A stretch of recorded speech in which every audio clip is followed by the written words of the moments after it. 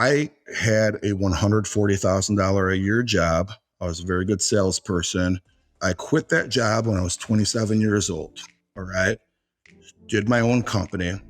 And it was really the same exact job that I left. I just did it for myself.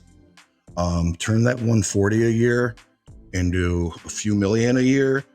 And then eventually sold that company to a private equity backed competitor for a big multiple of that in the double digits. Okay.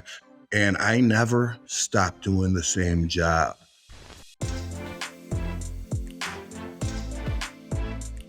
Our guest today is a total rockstar entrepreneur and investor with a laser-focused passion for launching businesses in the insurance, event planning, real estate, and food industries, as well as the venture capital space. Although his football playing days as a scholarship athlete at Notre Dame and in the Big Ten at Northwestern U are well behind him, he carries that same toughness that he displayed on the gridiron to business. He's an active philanthropist in ministry, youth athletics, advocacy programs, and the promotion of the arts.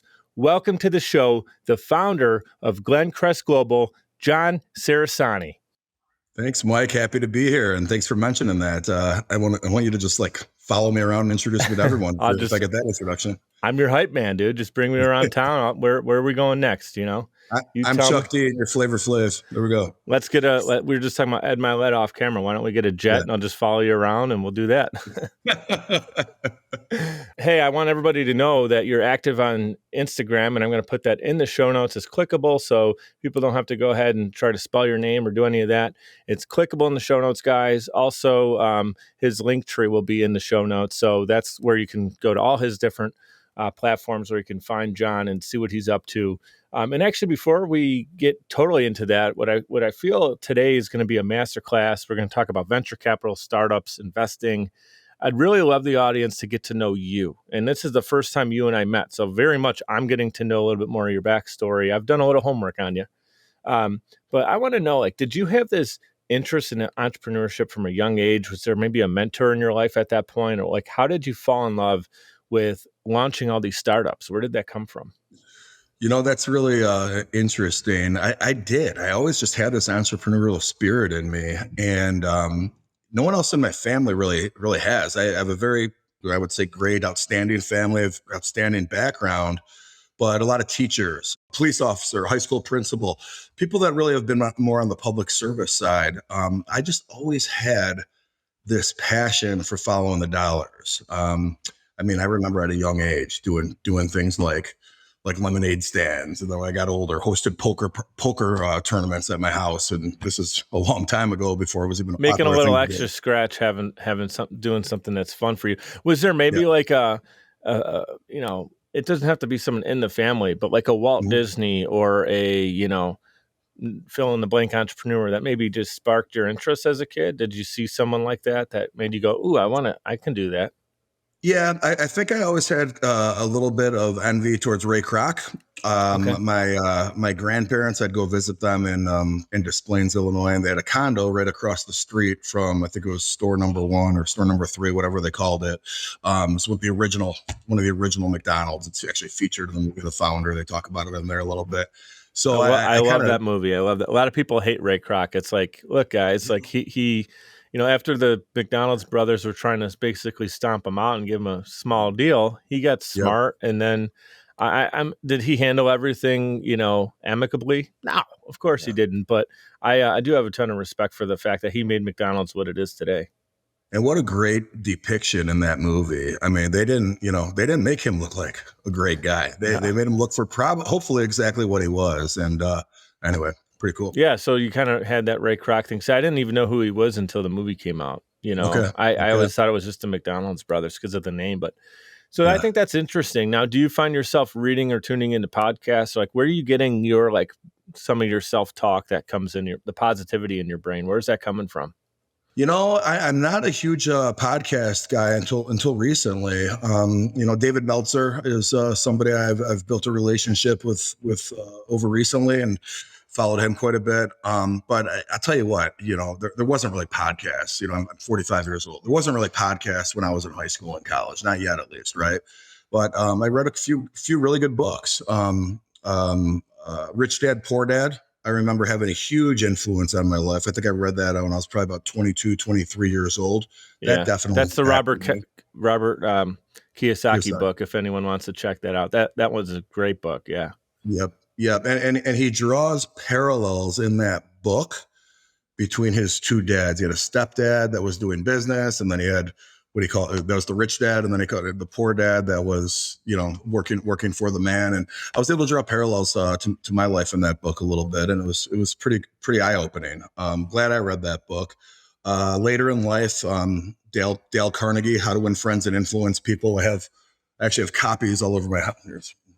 Right here. Actually, I give them to people whenever I think they need it. I say, okay, you know what? Read this book, not only for your personal life, but also from a business standpoint.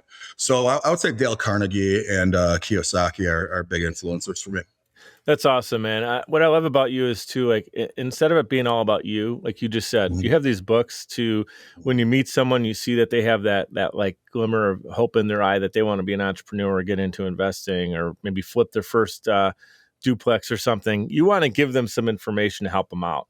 That's right. That's What right. about that investor side of you? I mean, venture capital to me is such an interesting thing, but I feel like you need the knowledge of it. You don't Mhm. just get into it and be successful without the knowledge of it, but then you also have to have like that crazy it factor to really make it work. So, where did that come from? Was that just something you learned over time?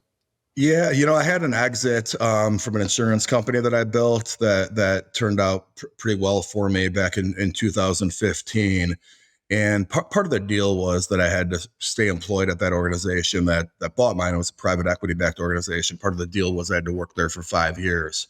Once that came to a conclusion, my stock prices and the money I made from the sale was significant enough to not really need to work anymore. So what I wanted to do was kind of take my entrepreneurial background and say, okay, you know what? I'm going to get an early stage venture capital with these startup organizations, things that are just early stage. Sometimes they're just an idea. Other times they're just getting going with maybe a handful of clients.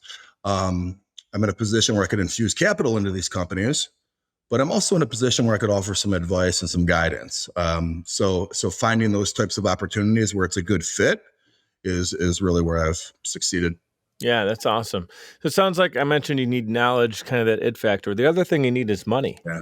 right? So talk about whether it's in real estate or a business that you're looking to invest in. Someone listening right now, they're kind of early on in their journey, and maybe they have the knowledge because they're reading, they're listening to the right shows, and they're filling up their think tank, but maybe they don't have the money to invest. What do you recommend there? Is it just save up until you have enough to make a deal, or do you start small and build yourself up? Yeah, it really depends on the nature of the business. If it's a venture capital type of play where you're looking for an investor, and maybe even early stage venture capitalist, or even an angel investor, where they're going to say, "Hey, here's a $25,000 check," or maybe even smaller. I don't do stuff like that, but those types of guys exist. You have to have an idea that's going to be big to attract those types of investors. It doesn't have to be a sure thing, but it has to be big because they know they're not going to see their money for 5, 6, 7, maybe more, or never. Or we find out it goes to zero 5 months later. That's Yeah. happened. They're not looking to take 25 grand and turn it into 100 grand. These guys are looking to take a business idea that's scalable into six, mostly Yeah, seven figures and bigger, right? So you're not going to really get their interest unless it's a big idea that they can see it working, or there's some track record of success, or it's similar to something else that worked. And they said, if we could take this strategy and formula and apply it here, we got something, right? yeah. Well, yeah, and that's absolutely correct. And you'll see some venture capital firms that will tout, hey, it's a feather in their cap. Hey, we were early on LinkedIn, we were early on Twitter, we were early on Facebook, or we were early on Uber. Okay, that's awesome. That's Right. awesome. But if you have a business, though, it doesn't have to be a venture capital play. I had a call the other day from a friend of mine asking me about her business that she's thinking about starting, and she was going to go the venture capital route. She decided I kind of talked her out of it for everything I just said. It wasn't that kind of idea, but it was an idea that she's probably going to make 300, 400, 500 grand personally for a long time because it's going to be attracting clients. Now she needs a little bit of capital that she doesn't have right now to get off the ground. Okay. Well, how much do you need? She needs 60 grand. All right. Well, don't structure this as a venture capital play. Structure it with, if you got family and friends, do a family and friends round and say, okay, you know what? For every 25 grand you give me, I'm going to give you 40 grand back in 12 to 18 months. If the numbers hit this, if the numbers are below that, you know what? I'm still going to give you your principal back because I don't want to right now. That's what I'm asking you for the money. I have money in my house or I have money in my 401k to pull it from to do that. And you have to limit that downside for the investor if you're limiting the upside too. You know what I mean? Otherwise, hey, listen, you're trying to make, you're going to be making 400, 500 grand personally each year. You know, do you really want to give up this big chunk of your company for only 60 grand? That's very short term for you. So there's a few different ways to look at it. You know, unfortunately, people don't, you know, always have even any capital or any equity in their home or any access to their 401k, especially young entrepreneurs. And that poses, you know, an issue. They kind of need to give up something because they don't have anything to give, right? Like, so what, well, they don't have as strong of a stance because, you know, and the thing is, I think that's a beautiful thing you just said because, you know, I've been doing the show for a couple of years now and you're the second person I've had on. And actually, it's funny enough, recently I interviewed Lindsay Kara-Stencil, who she's into venture capital and works for a ton of different companies. And she's a venture capital attorney. She was on just a couple of weeks ago and I learned a lot from her. And funny enough, after I interviewed her and I'm interviewing you today, and in between those two moments, I actually had a company reach out to me that's interested in me pitching to them for some capital to take the company, my company, Social Chameleon, where it's at and to where it can go. But I very much am like, hey, I bootstrapped everything to this point, and we are like really close to just kicking that door in to leveling up. And I'd have to be very careful to say like what I'm willing to give up in it because I know what we can do without that. And if I'm looking for, like you said, and it's good for the reason I'm telling my part of the story here is I want people to listen to this and apply it to yourself is if you need maybe, you know, like you said, the 30, 50, 60 grand, maybe do a round or two, like you said, outside of giving up a lot of the company. I think that's a really, really wise, like know what you want before you ask for it. It's so important. Yeah. And I'll tell you what, Mike, your situation is interesting because I'll also come across deals where we know the person, they might only be raising, say, not only, but like say they're raising 600 grand and they have a $10 million valuation on their company. Well, I know this person is worth 10, 15, $20 million themselves that's doing it because maybe they're an actor or actress, and you could kind of just look into what they've made in their life. Okay. That person might still be willing to give that small percentage of their company up, even though they could self-fund it, because they're looking for strategic people to come in and be part of this. Hey, I got a $200 million idea. My valuation right now that I'm fictitiously putting on this is going to be called 10 million because I think that even though we don't have any revenue now, where it's going to go. But you know what? I'm going to give up 10% of the company or 5% of the company with strategic people because we don't just want dumb money. We want that network. So your 100 grand that you put in towards that 6, hopefully I turn it into 2 million one day. You know what I mean? That's really what I'm looking at personally is like, you don't know what you don't know. So get that help from the strategic partners. And I am willing to have that conversation because I know that I only know what I've learned so far, which has been 4 or 5 years in business. And I've done it really the school of hard knocks, kind of learning as you go and apply, hit your head against the wall. Okay, don't go that way. Go through the door. I get it now. And that takes a lot of bumps and bruises and time. Yeah. But if someone was like, hey, we've done similar businesses like this. We've worked with similar clients like you and we can get you from here to here. And it's like, oh, I'm willing to give that up so you can then get me through this a lot smoother and with that expertise. And I wanted to use that as a segue too, John, and talk about Glencrest Global. So that's what you're operating now. You're the founder of that company. So obviously all your life experiences kind of brought you into this moment where you're able to create this company. And I'd love you to tell us more what Glencrest does and kind of what separates you guys from the competition.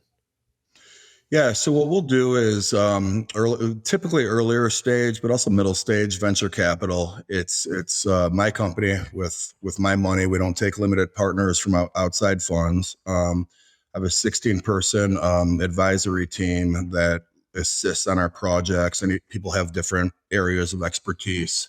We got somebody in healthcare and pharmaceutical. We got Aaron, who's a mergers and acquisitions lawyer. We have Paul, who's an attorney, but also has been doing early stage venture capital for decades. And really everyone right across the board. We have a couple. Akshay is a technology guy. So we really stretch through that, and then ultimately it comes to me making the decision and listening to the advice and the advisement, I guess you should say, from the people that are relevant to whatever's being pitched. And it's kind of what you said earlier, Mike. To do it, you need capital in the first place, right? So I was in this position where it's like, okay, I have this capital. I could all give it to Merrill Lynch or UBS or whomever, JP Morgan, and I give each of them a little bit of money, actually. And UBS, if he's listening, he gets more than a little bit, and he knows it. But anyway, what purpose do I have, though? If that money is just sitting over there and I'm passive and we have our quarterly or monthly meetings and talk about how the investments are doing, okay, great. You know what I mean? That's awesome. And that's important for wealth management.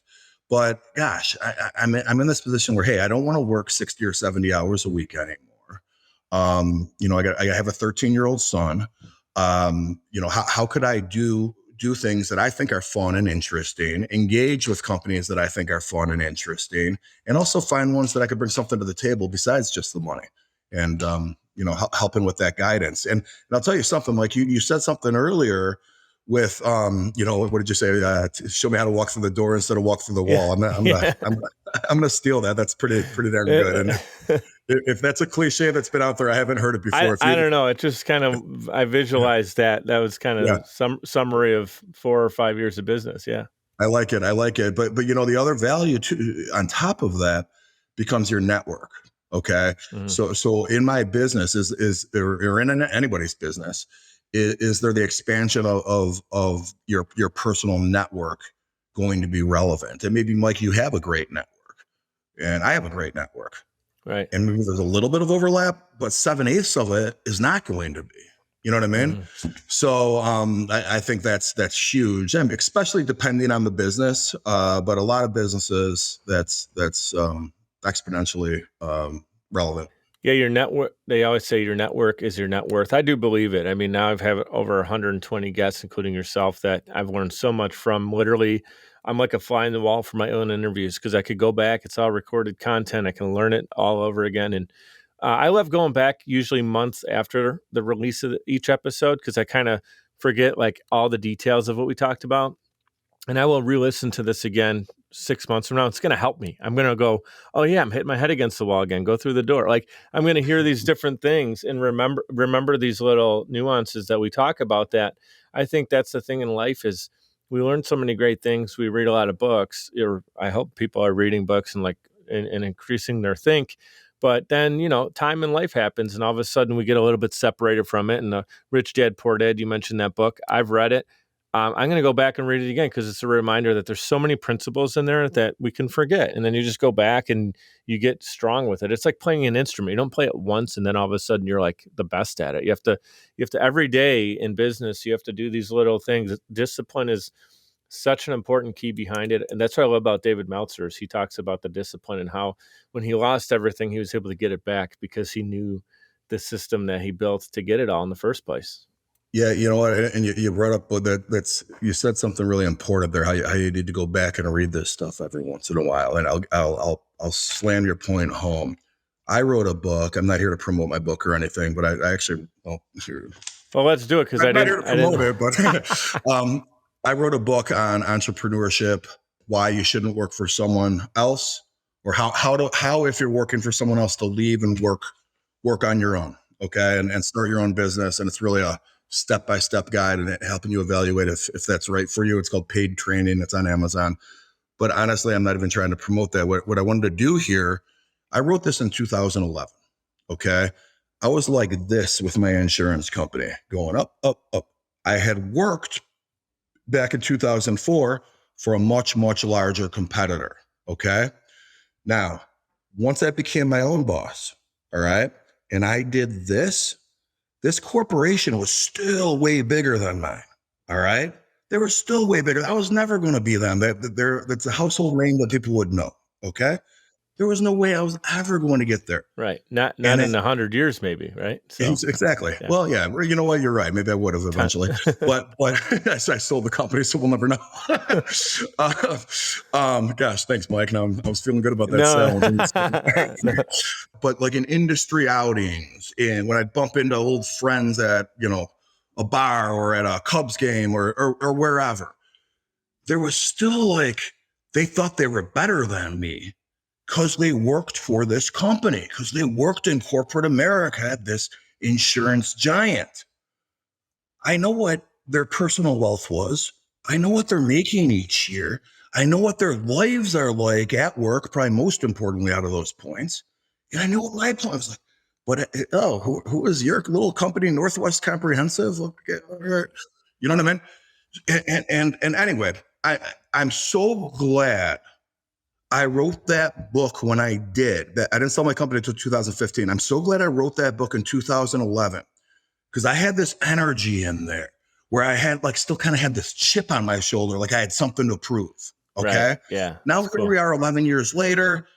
I sold my company to a private equity backed competitor. And I'm in kind of just this other a little sailing into the sunset kind of thing right now with other priorities. Everything's cool. Yeah. I reflect on that book to this day. Like I'll go back and I'll read a chapter and I'm like, oh shoot, I said that. You know what I mean? I'll like, you know what I mean? So anyway, sorry for no, it is good. A lot of times I think we discredit ourselves, and I said things in the show. I go back and hear and I go, man, that was really good. Where did I pull that one from? And reading your own book, it's like, yeah, that was really good.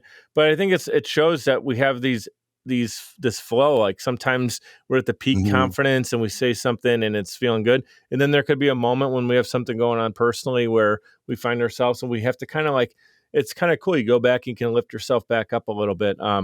Right. Something, I don't know if you were going there with your point, and I wanted to kind of hit on it, and then we're going to get to a quick break, and then we'll hammer the show home. You got it. But you were talking about kind of like even though you were a smaller company in the big space of financial planning and all that stuff, and you got the Merrill Lynch's and all these big companies that you're talking about, like you were running your own ship, right? But you were the pilot of this thing, and so for you, that you could be making, I'm just going to make up a number, $500,000, like someone's their own business entrepreneur making $500,000, and you could be making like $850 working at some other company. But if your life stinks because like you have no family time, your quality of life stinks, you're hanging out with people you can't stand, and you're miserable, like a lot of times the better play is to run the thing that you love and you're passionate about. And those are big numbers. I've heard Gary Vee even say what if you're Susie and you're an artist and you sell your paintings online and you make like $50,000 a year, but that's absolutely what you love to do, that you can be a success in doing that, where you could be making 100 working for a company that you hate yourself, you hate the company, you hate the people you're with, and you're miserable. So now you're not like, your quality of life is just garbage, but yeah, you have a little bit extra. And most of the time someone making 50 or making 100, if you just tweak your lifestyle and play the game differently, you can actually be in the same position, because there's people that have $100,000 income, but they're poor. Or they're broke, right. I should say, not poor. They're broke. Yep. And there's people that make 60 and they're actually going on to Disney every year. Right. It's like, it's just how you play the game. It's like life is literally a game where we all have these different, the chips look the same and the dollar bills are all counted the same. But the way we get around the board is really our own choice. That's what makes life so exciting. But it's also very difficult to be highly successful. And so lean into those who've done it, get the coaching, read the books, do all the stuff. But the thing I know, and I know I'm talking way too much here, I want to hear more from you, is that all of it sounds great and looks great, but you have to put in the work and be disciplined. And you've done that. Like, you're not successful the way you've been by just throwing a couple darts at the dartboard and hitting. Like, you actually done all the work. So we're going to take a quick break. We're going to be right back with John Cerasani. Guys, don't go anywhere. We got something really cool I'm going to bring up. I don't think he knows it's coming. So once we come back with John, I'm going to hit him with a little curveball here. Do not go anywhere. We'll be back in 2 quick minutes. Podcasting is a great way to engage with your audience and stay consistently relevant. The only problem is you don't have the time or desire to produce your own show. You simply want it done for you. And that's where Social Chameleon comes in. All you need to do is press record and upload the files, we'll handle the rest. From planning, production, post-production, distribution, and digital marketing, we have you covered. We realize that times are tough and funds are tight, and Social Chameleon believes in building supportive business relationships. By clicking on the link in this promo, we'll provide you 7 free podcasting tips to get started, as well as a free 30-minute online consultation. This is the perfect opportunity for entrepreneurs, keynote speakers, industry experts, influencers, and anybody who has a personal brand. With Social Chameleon, we help you build a brand that is out of this world. We're ready and waiting, so what are you waiting for?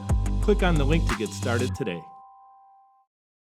Hey guys, it's Mike. I'd like to give a proper shout out to Navigator Bookkeeping. Look, for a long time, I ran my business without really understanding the full financial picture. I used my gut and my bank account balance to make decisions, which led to some poor choices and constant stress over my business's finances. I knew something needed to change. At the beginning of 2021, I made a decision that helped pave a more clear path for my business.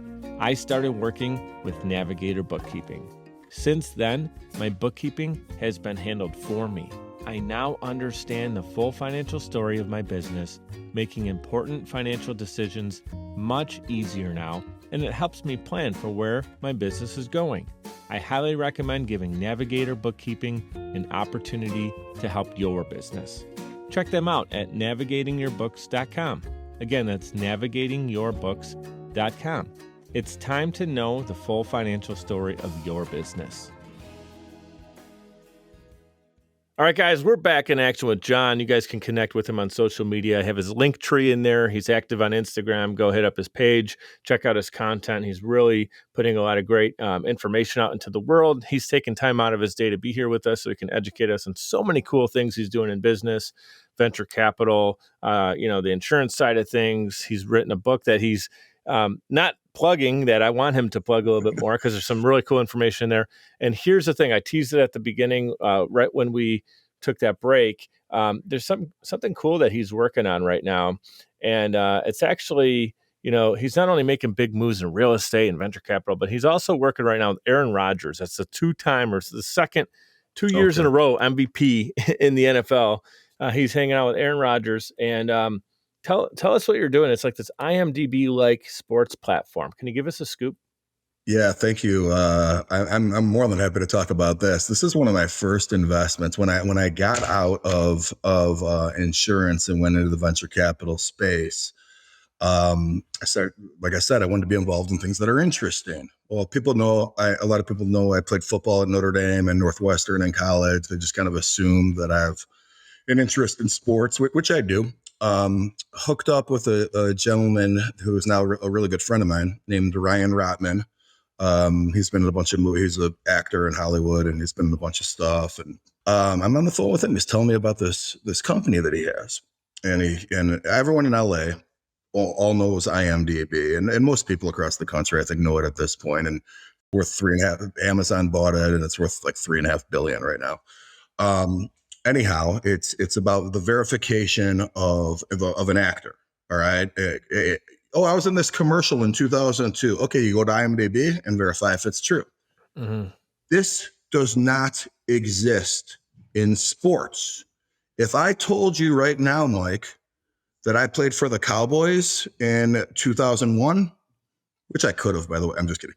No, yeah. I'd be lying to you. But you wouldn't be able to verify this. Right. Okay. Unless you like a lot of times guys are practice squad guys, or they came in and they were on the roster for one game, but they didn't make a catch. So now they're not or a lineman. How the heck do you track linemen? Because they're not making stats at all. So half the time the stuff's not reported, right? Yeah. Well, right. Exactly. And exactly. What if I said, I played for the Cowboys and I also started this charity and I also finished my career on the Rams. You know how many different sites you would have to go to Google? You'd go to CBS Sports, Yahoo. You'd have to go all over the place.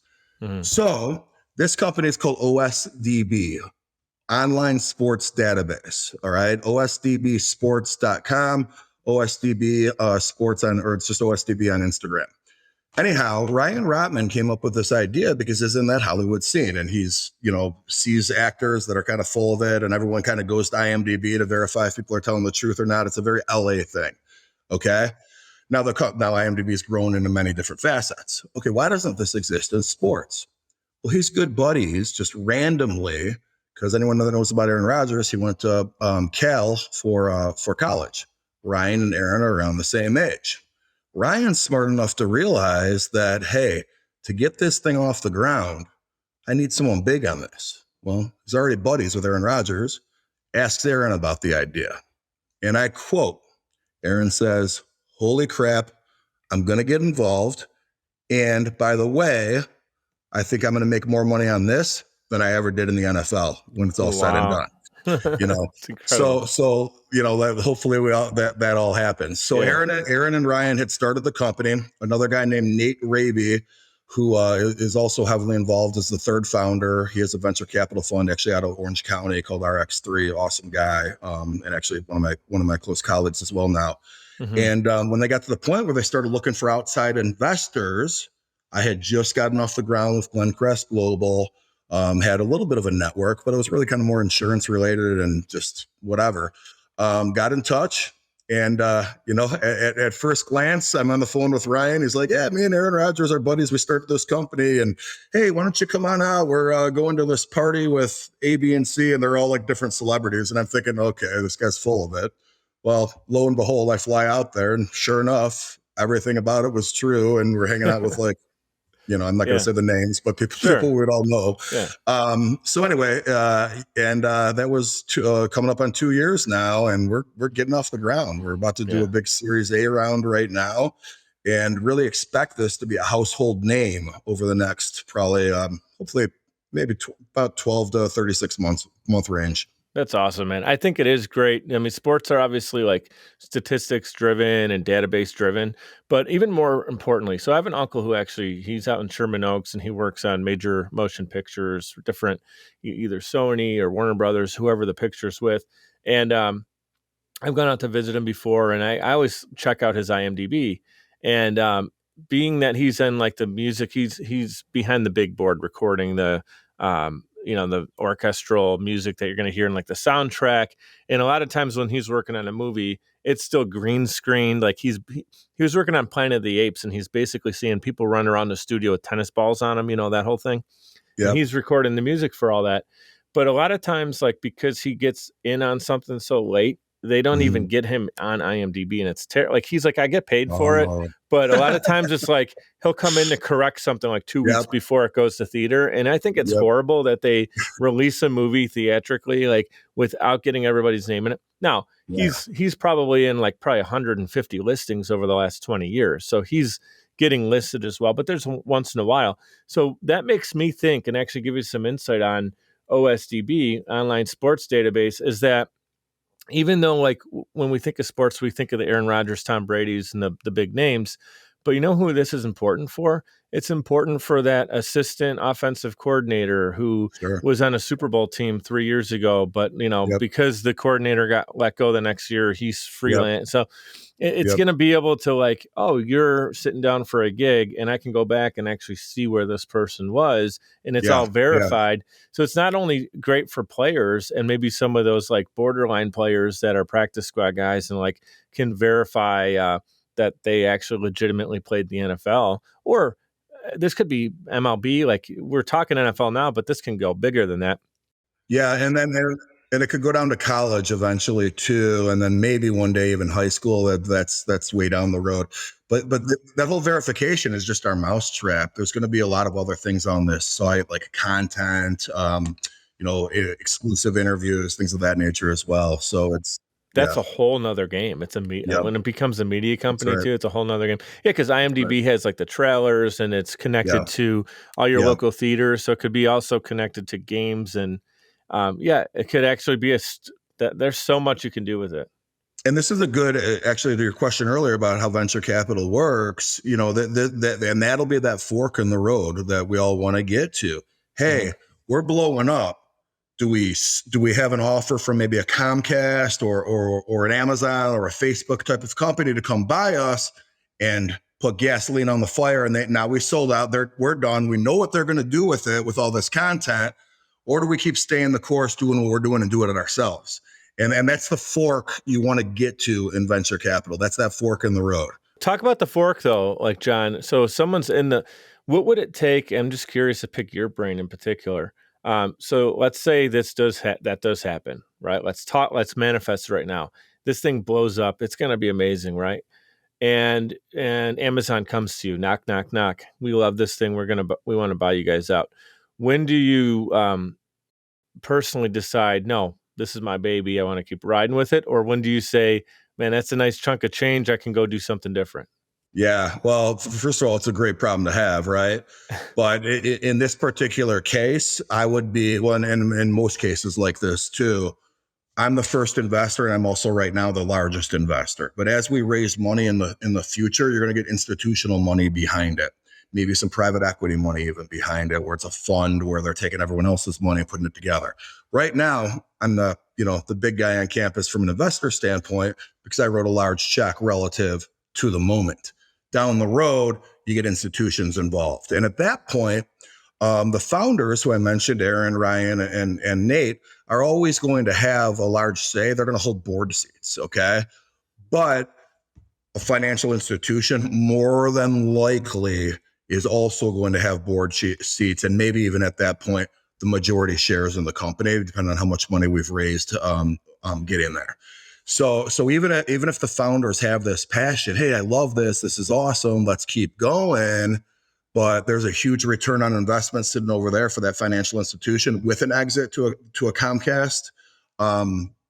It's sometimes out of anyone's hand because they need to answer to the participants in their fund. So they can't do it because they like hanging out with Aaron. Right. You know what I mean? It's not a good enough reason. Yeah. Exactly. They need to return capital to their shareholders in their fund. So I bring it up because there's like this thing right now where like the Shark Tank show is really popular, and I feel like everybody's like creating an idea to sell the idea. And I don't know, for me, when I started my company, this is just my personal thing. And I know most millionaires have 7 streams of income. They got multiple companies. So once you have that going on, it's like having 7 kids. You don't love each one. Like you take care of all of them. But for me, like having my podcast and having my company, Social Chameleon, like I'm not thinking about just selling it so then someone could do something different with it, because I want to actually see this thing be that company, like the Universal Studios of making movies. I want Social Chameleon to be that company for building podcasts, right? Yeah. You know what's interesting about you saying that, though, is some of these that are like, you have a path, right, where you know where revenue is going to be coming from. You probably have a business plan where this company will be able to stand on its own 2 legs. A lot of companies like OSDB, and really a lot of technology-related companies in general, don't have that path because so much money has to keep being put into technology that there's never really going to be dividends and everything for the investors until there's that exit. I'll give you an example. Not all venture capital plays are like that, though. Just there's ones like the one I just described happen to be, and they could get budget neutral and revenue neutral and make money, but the big payday still comes with that exit. I'm in another company with Jaleel White. You might know him from being Urkel back in the day on Family Matters. It's a cannabis business, but he's a really smart guy. He's a very good friend of mine.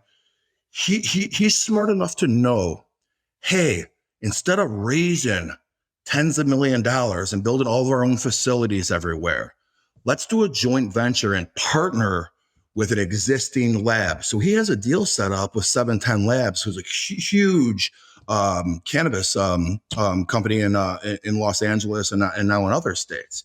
So we have a tight-knit group of investors involved in that, very, very small group, because we don't need to raise that kind of money. We could stand on our own 2 feet just simply on how we have that deal structured.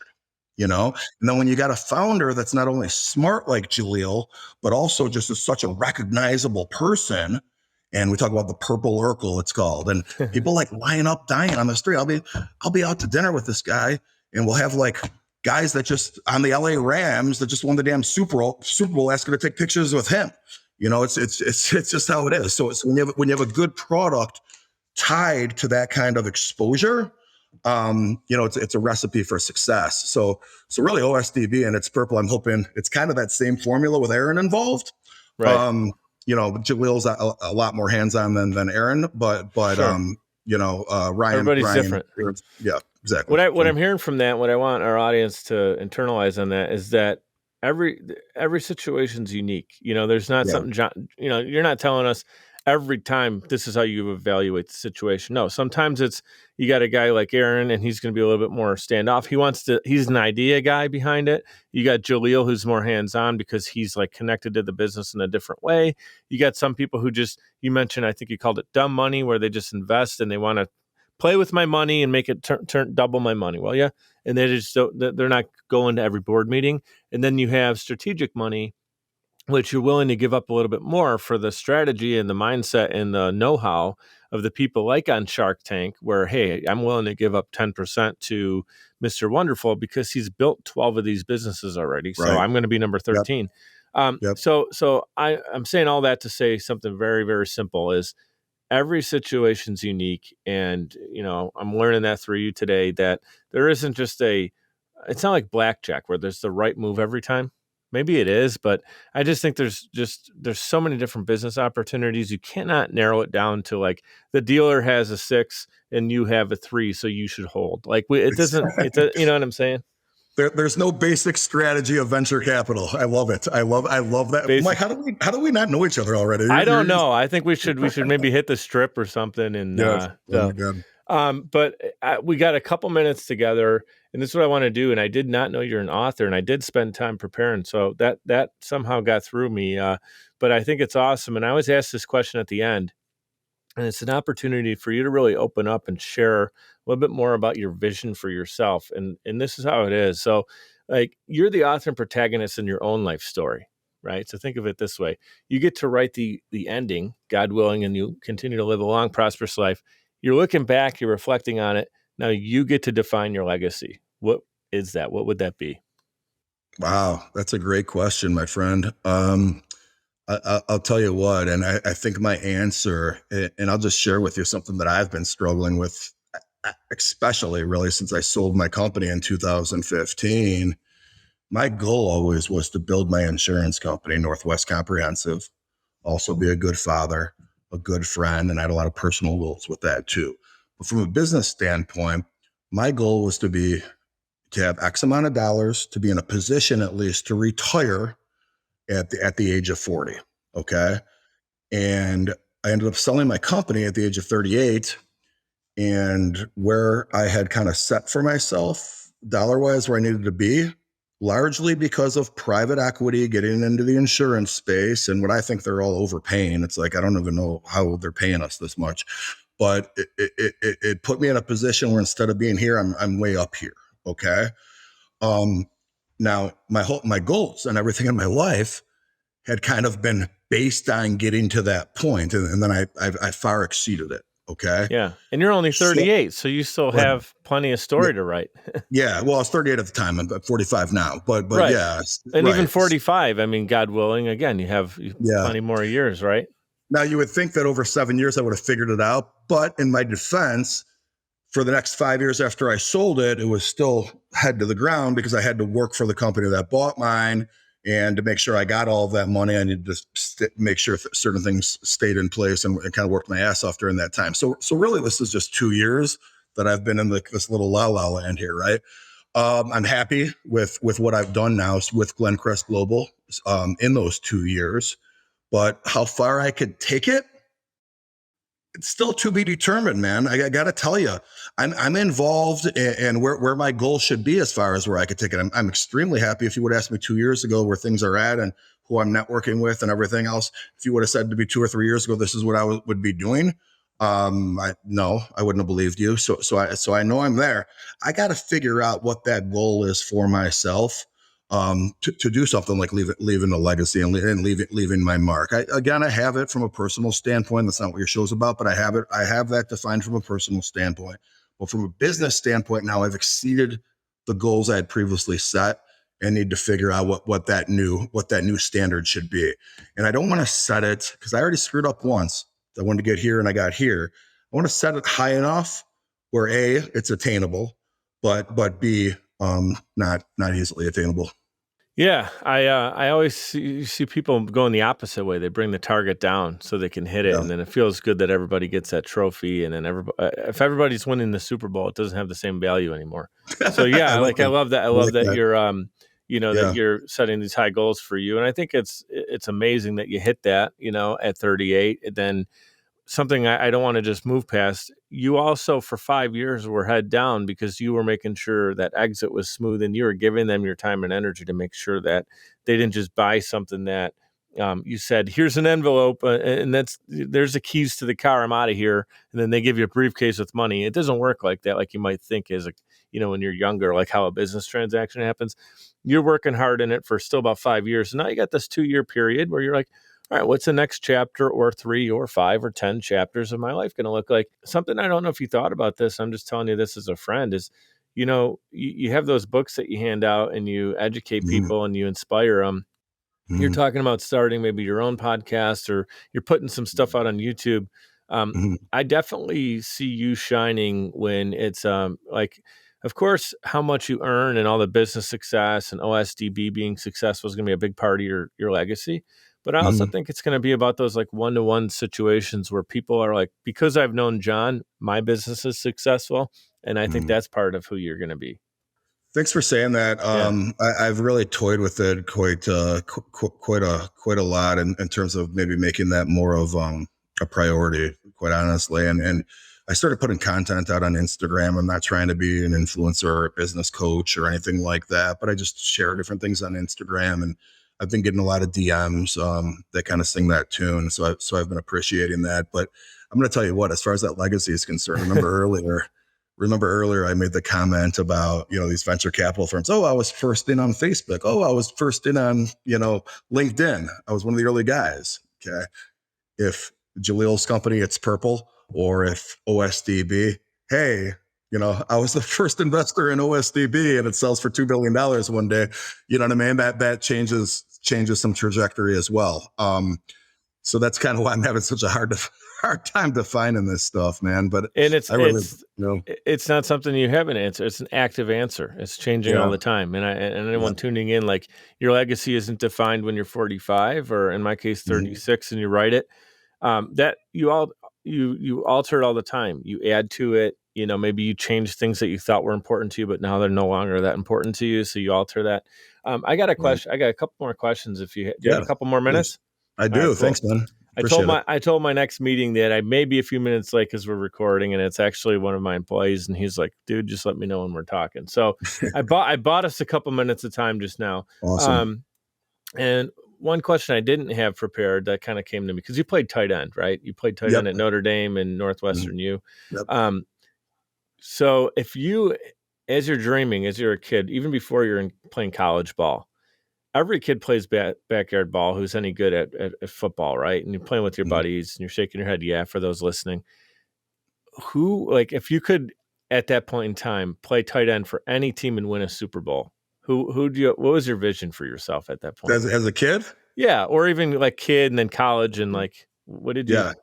what was your Well, I big mean, dream that's there on the that's football that's field? that's too easy, Mike. Even though I'm in LA half the time or more than half the time now, I grew up in Chicago. Okay. And if you're from Chicago and you don't answer that question with the Bears, you need to move out. Yeah. And I don't care that we haven't been good since probably 1990, or maybe even, well, we've been okay, but we haven't been to one of during Super Bowl since 85. And anybody, let me just tell you something, okay? Even though I'm business partners with Aaron Rodgers, doesn't mean I like the Packers. In fact, I love that he's leaving the Packers so I could actually cheer for him on Sundays now. All right? Let's just be Yeah. very clear about this. It's awesome. Okay, so you'd be Yeah. winning the Super Bowl, hoisting the Lombardi, wearing Yeah. that Bears. Yeah. That's That's right. cool, man. Hey, I'm from Buffalo. I respect the Bears. I mean, we've had a long struggle for a long time, and we're Yeah. finally on the up now. We're finally a team that people enjoy watching. We got an Yep. exciting quarterback. Really starts there in the NFL, and that's the thing with the Bears. I don't know if Fields is going to turn the corner, but until you really have that guy that the whole team is confident and the GM is confident in, like, everything else kind of just, you could have a top 5 defense, but if you don't know what you're doing at quarterback in this NFL today, you Yep. really are hurting. And that's why, like, the Packers are always in it because they have Aaron, and Tom Yep. Brady's teams are always in it because they have TB12. That's right. And I'm gonna tell you what, I was just for the Super Bowl. I was in LA and I was at this party in Bel Air, and Josh Allen was at it. It was a small event. And what a nice guy, man. What a nice guy. You guys really got a winner in Buffalo with him. Yeah, it's like we've had some nice guys in the past, but nobody plays a game like that guy. Like, he's a nice dude, but let's not forget what he's capable of. He's a warrior. I love him, and I admit I was wrong. I did not think that we took the right Josh on that during that draft, and the other Josh I don't even think is in the league anymore. Josh Rosen. Yeah, so. What was it? I don't even know who. Yeah, Josh Rosen. Yeah, I don't know, but I was wrong there, and many people were. But yeah, Josh Allen, and he's a dog. He's a Buffalo guy now. Like he's basically he's going to be a lifer, I think, in this town, you know? Yeah.